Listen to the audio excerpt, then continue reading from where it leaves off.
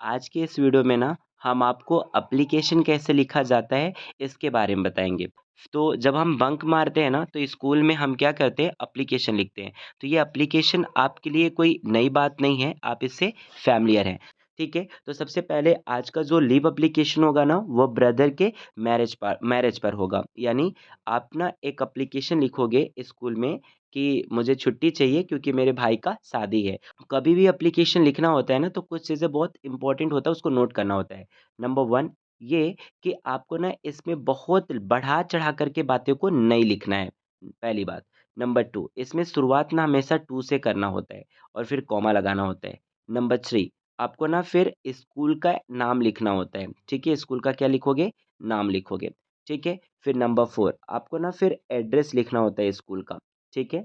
फिर आप छुट्टी क्यों लेना चाह रहे हो ना, इसके बारे में आपको लिखना होता है नंबर 5, ठीक है? जिसको हम लोग बॉडी कंटेंट बोलते हैं, ठीक है? ये लिखना होता है।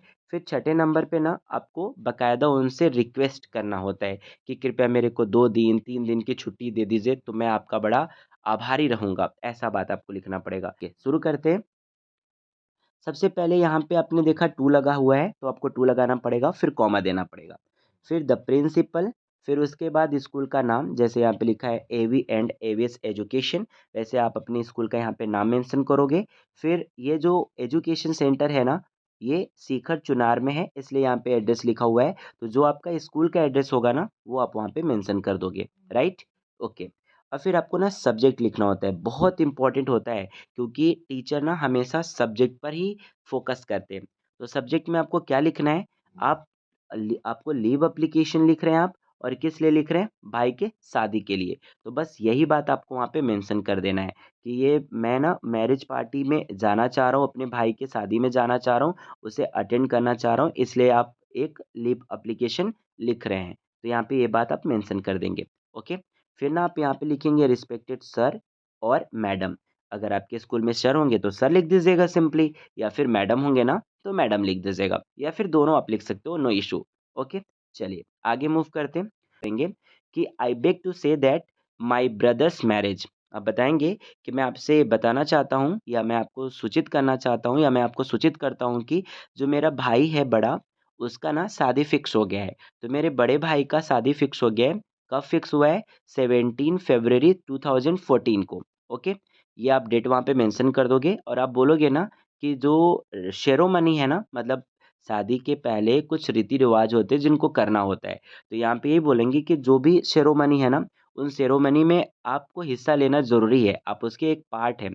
तो आप यहाँ पर वो भी बात लिखेंगे कि मुझे उस शादी में रहना होगा, उस वो जो भी सेरेमनी होंगी, समारोह होगा, उसमें हमें रहना ज़रूरी है, मुझे रहना ही होगा। I shall be obliged if you grant me leave for 5 days. अगर आप मेरे को 5 दिन की छुट्टी दे देंगे ना, तो बहुत कृपा होगी। आपको कब से कब तक का छुट्टी चाहिए, तो आप डेट यहाँ पे मेंशन कर दोगे, ठीक है? तो क्लियर, आप ये इतना बात लिख लोगे ना? चलिए आगे मूव करते हैं। फिर ना आपको क्या करना है? थैंक यू भी करना है, क्योंकि अब आपको छुट्टी मिल रहा है ना, तो आप थोड़ा तो थैंक यू करना ही बनता है, तो थैंक यू आप करोगे। फिर लिखोगे योर ओबीडिएंटली।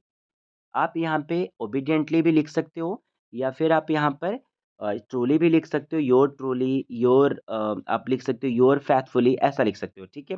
फिर यहाँ पे नाम आपको लिखना है, फिर अपना क्लास, और फिर रोल नंबर, और फिर यहाँ पे आपको ना डेट मेंशन कर देना है, जो भी डेट को आप एप्लीकेशन लिख रहे हो, ठीक है? चलिए एक और अलग तरीके का मैं एप्लीकेशन बताता हूँ लिखने के लिए। शादी का ही एप्लीकेशन रहेगा, आपके बड़े भाई का शादी का, लेकिन थोड़ा-सा इसमें हम ना कंटेंट को चेंज कर देंगे। ठीक है? देखिए, अब ना हम एप्लीकेशन फिर से मैरिज के लिए लिख रहे हैं, पर क्या करेंगे इसमें, टू तो ये हमेशा लगेगा, उसके बाद द प्रिंसिपल, फिर स्कूल का नाम, फिर स्कूल का एड्रेस। फिर आपने यहाँ पे क्या लिखा? एप्लीकेशन फॉर लीव, मतलब आप जो एप्लीकेशन लिख रहे हो, वो किसके लिए लिख रहे हो? छुट्टी के लिए। और क्यों लिख रहे हो? क्योंकि आपको मैरिज पार्टी में जाना है। ठीक है? फिर यहाँ पे लिखेंगे रिस्पेक्टेड सर और मैडम। फिर यहाँ पे आप लिखेंगे I beg to say that, मैं आपसे कहता हूँ, या मैं आपसे बताना चाहता हूँ, या सूचित करता हूँ, I am a student of class 9th at your school. आपके विद्यालय का मैं ना 9वीं कक्षा का छात्र हूँ। ठीक है, आप ये बता रहे हैं। फिर आप बताएंगे I want to tell you, मैं आपको यह बताना चाहता हूँ कि मेरा जो बड़े भाई है ना, उनका शादी फिक्स हो गया है। ठीक है, कब का फिक्स हुआ है? 21 फरवरी को फिक्स हो गया है। तो आप यहाँ पे ये बातें मेंशन कर देंगे, ठीक है, ताकि ना टीचर को पता लग जाए कि आपके भाई का शादी कब है, ठीक है। So please allow me leave from 21 February to 25 February, ठीक है। तो आप बोलेंगे यहाँ से कि 21 से लेकर के ना 25 फरवरी तक मेरे को छुट्टी चाहिए। अच्छा, मैंने भी यहाँ पे ना मिस प्रिंट कर दिया है थोड़ा, 23 हो गया है, तो यहाँ पे आप 24 को मेंशन कर लेंगे, ओके, ठीक है। चलिए, तो यहाँ पे क्या बोला कि आप ना छुट्टी लेना चाह रहे हैं 21 से लेकर के 25 तक, ओके। फिर I shall very obliged to you, I hope you will consider my application. मैं उम्मीद करता हूँ या मुझे आशा है या मुझे विश्वास है कि आप मेरे ना इस एप्लीकेशन को एक्सेप्ट कर लोगे, ठीक है। फिर आप क्या लिखोगे, I will definitely try to remains present after 5 days. आप यहाँ पे बोलोगे पक्का 5 दिन बाद ना मैं स्कूल में उपस्थित हो जाऊंगा, यानी छुट्टी के बाद मैं ना इन 5 दिनों के बाद मैं स्कूल में प्रेजेंट हो जाऊंगा। ये आप यहाँ पे बात को लिख देंगे, अगर नहीं भी लिखेंगे तो भी चलेगा, पर लिख देंगे तो थोड़ा यूनिक लगेगा, ठीक है।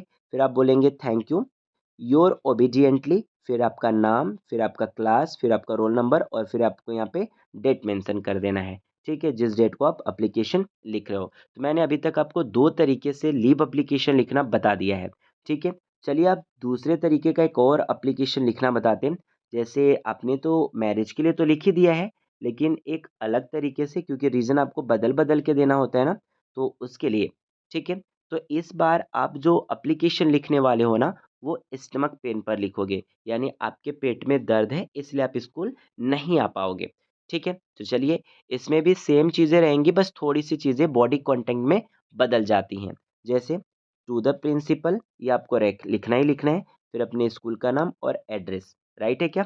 ओके, आप इतना कर लोगे, ओके। चलिए, सब्जेक्ट में आप क्या लिखोगे कि application, leave application for stomach pain, ठीक है, यानी यहाँ पे एप्लीकेशन लिख रहे हो छुट्टी के लिए क्योंकि आपके पेट में दर्द है। फिर आप यहाँ पे क्या लिखोगे, सर, यहाँ पे आप ना रिस्पेक्टेड सर या मैडम भी लगा सकते हो कि respectfully I am here to inform you, मैं आपको यह बताना चाहता हूँ या सूचित करना चाहता हूँ कि I have been suffering from stomach pain at last night, मैं ना पिछले रात्रि से पेट के दर्द से पीड़ित हूँ, ठीक है, यानी कि पिछले रात से ना मुझे पेट में दर्द है और मैं इस चीज़ को झेल रहा हूँ। I will not be able to come to school today, इसीलिए मैं ना आज स्कूल नहीं आ पाऊँगा। क्यों? क्योंकि because there doctor has just told me to take a rest, क्योंकि डॉक्टर ने बोला है ना कि अभी मुझे आराम करने की ज़रूरत है इसलिए। So therefore request you to kindly grant me leave for a day, इसलिए मैं आपसे उम्मीद करता हूँ, गुज़ारिश करता हूँ कि आप मेरे को ना 1 दिन की छुट्टी दे दीजिए, ठीक है? या देने की कृपा करें। Will forever grateful to you for this, अगर आप ऐसा करते हैं ना तो मैं आपका हमेशा हमेशा के लिए आभारी रहूँगा, ठीक है। फिर आपको सिंपली यहाँ पे क्या लिखना है, थैंक यू, योर फैथफुली, देखो मैंने बोला था ना आपको कि योर फैथफुली भी लिख सकते हो और योर ओबीडेंटली भी लिख सकते हो, योर ट्रूली भी लिख सकते हो, और फिर आशीष सिंह, आपका नाम, आपका क्लास, आपका रोल नंबर और आपका डेट, किस डेट को आप लिख रहे हो, तो ये सब आपको मेंशन कर देना। अब आप लिख लोगे ना, चलिए ठीक है, आगे मूव करते हैं। अब की बारी जो मैंने यहाँ पे एप्लीकेशन है ना, वो ट्रांसफ़र सर्टिफ़िकेट एप्लीकेशन है। यानी अगर आप किसी स्कूल में पढ़ रहे हो और फिर आपको उस स्कूल से ना किसी दूसरे स्कूल में जाना है हायर स्टडी के लिए, मतलब आगे की पढ़ाई करने के लिए। तो आप जब टीसी माँगने जाओगे ना, ट्रांसफ़र सर्टिफ़िकेट माँगने जाओगे ना स्कूल में, तो आपको स्कूल के ऑफ़िस से ना ये कहा जाएगा कि आप एक टीसी सर्टिफिकेट एप्लीकेशन लिखिए, मतलब ट्रांसफ़र सर्टिफिकेट के लिए आपको एक एप्लीकेशन लिखकर देना होगा ऑफ़िस में, सबमिट करना होगा, उसके बाद आपको टीसी मिलेगा। तो आपको आना चाहिए ना, तो इसीलिए हम आपको ट्रांसफ़र सर्टिफिकेट के लिए एप्लीकेशन लिखना बताएँगे, ठीक है? तो सिंपली इसका फॉर्मेट भी वही रहेगा, बस इसका बॉडी कंटेंट बदल जाएगा। तो चलिए देखते हैं इसमें क्या-क्या होगा। सबसे पहले ना आपको टू लगाना है, फिर द प्रिंसिपल, फिर जिस स्कूल में आप पढ़ रहे थे ना प्रेजेंट टाइम में, उस स्कूल का नाम और उस स्कूल का एड्रेस लिखना है, और फिर आपको सब्जेक्ट लिखना है। सब्जेक्ट में आपको ये लिखना है कि आप एप्लीकेशन किस लिए लिख रहे हो, तो ट्रांसफ़र सर्टिफिकेट एप्लीकेशन, यानी जो एप्लीकेशन लिख रहे हो वो ट्रांसफ़र सर्टिफिकेट के लिए चाहिए, यानी टीसी के लिए आप ये एप्लीकेशन लिख रहे हो। ठीक है, चलिए आगे मूव करते हैं। फिर लिखेंगे रिस्पेक्टेड सर और madam, with due respect, I would like to mention that I have complete my class 12th with 79% from your school। यहाँ पे आप बोलेंगे कि सर, मैं आपके विद्यालय का छात्र हूँ, मैंने 12th क्लास कंप्लीटली पास कर लिया है, वो भी कितने परसेंट से? 79% से। ओके, आप चाहो ना तो यहाँ पे कुछ चीज़ों को चेंज कर सकते हो। जैसे क्या? जैसे आप यहाँ पे जो 12th है ना, उसके जगह पे आप लिख सकते हो कि 10th क्लास को आपने कंप्लीटली पास कर लिया है। 79 के जगह पे 80% भी आप शो अप करा सकते हो। तो जो भी आपका परसेंट होगा ना, वो परसेंट आप यहाँ पे दिखा दोगे। तो आपने सिंपली क्या बोला कि मैं ना इस विद्यालय से 12th कंप्लीटली पास कर लिया इतने परसेंट से।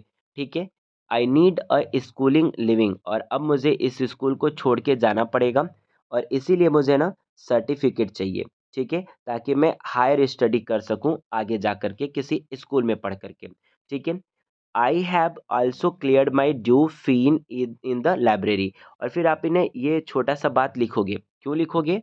आप यहाँ पे ये सब इसलिए लिखते हो ताकि उनको आइडिया लग जाए कि आपका कहीं भी ड्यू पेमेंट नहीं है। मतलब लाइब्रेरी जो है ना, वहाँ पर आपने अपने फ़ी को कम्प्लीटली पूरा पूरा पे कर दिया है। आपका स्कूल जो फ़ी है ना, वो भी आप पे कर दिए हैं। तो यहाँ पर यही मेंशन किया गया है कि जो लाइब्रेरी में है ना, वहाँ पर भी मेरा पैसा कोई ड्यू नहीं है। ठीक है, फिर यहाँ पे आप सिंपली क्या लिखोगे? I request you to kindly issue my schooling leave certificate, I will be really oblige to you.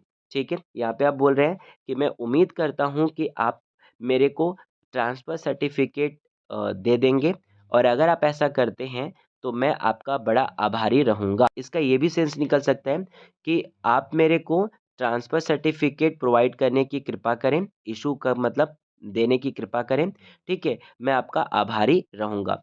फिर उसके बाद आप लिखोगे थैंकिंग यू, योर ओबीडिएंटली, फिर आपका नाम, फिर आपका क्लास, फिर आपका रोल नंबर, और यहाँ पे आप अपना डेट लिख दोगे जिस डेट को वो एप्लीकेशन लिख रहे हो। क्लियर है क्या? तो इस तरह से टीसी ट्रांसफ़र सर्टिफिकेट यानी कि टीसी के लिए आप एप्लीकेशन लिख लोगे। और मैं ना वो एप्लीकेशन स्टूडेंट के लिए था।